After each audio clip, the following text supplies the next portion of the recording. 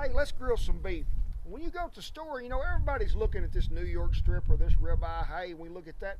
Beef is at an all-time high price, I'll tell you for sure. I cook a lot of it, and I'm not knocking beef prices. But let's don't overlook them cuts that are still worth the money, I promise you. I'm talking about this old flank steak. It ain't just for fajitas no more. We put this in a marinade because it's got an acid base to it. We're breaking down the muscle consistency in there to make this meat just as tender as it can be. Let it sit in there about 4 to 6 hours. Put it out here on a grill that's good and hot. We're cooking with mesquite today. 2 to 3 minutes aside. If we're looking at medium rare to rare, it's time to flip this rascal, I'll promise you. See, we got a lot of good color in here. We got a lot of sear going on. We're trying to trap that moisture in there.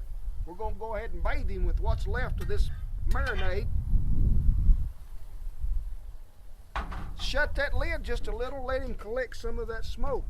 But you have to remember, when you're cooking this piece of dead cow, we got to let him come to room temperature first before we cook him. We're not just going to jerk him out of that ice box and throw him on that hot fire. You shocked him to death. What's he going to do first of all? He's going to clench. All them muscles going to constrict. He's going to shut down there for a little. So let him come to room temperature. Let's cook him, but not overcook him. He done died once. Let's don't kill him again. Then we'll take him off, let him rest for about 2 to 3 minutes. We'll slice this rascal and we'll eat some good beef, I promise you.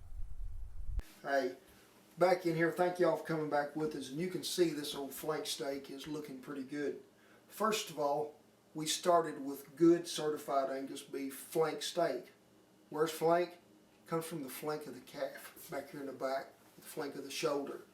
You've got the flank coming down, not the hindquarter, but the flank here.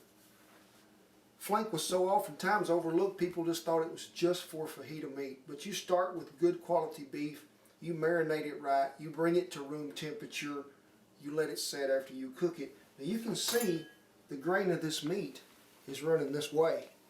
There's so many people want to cut it here, and when you're doing that, you're getting the toughest way that you can cut it possible. We're going to cut this across the grain. That way it's so much more tender. So let's take a look in here and see what's happening.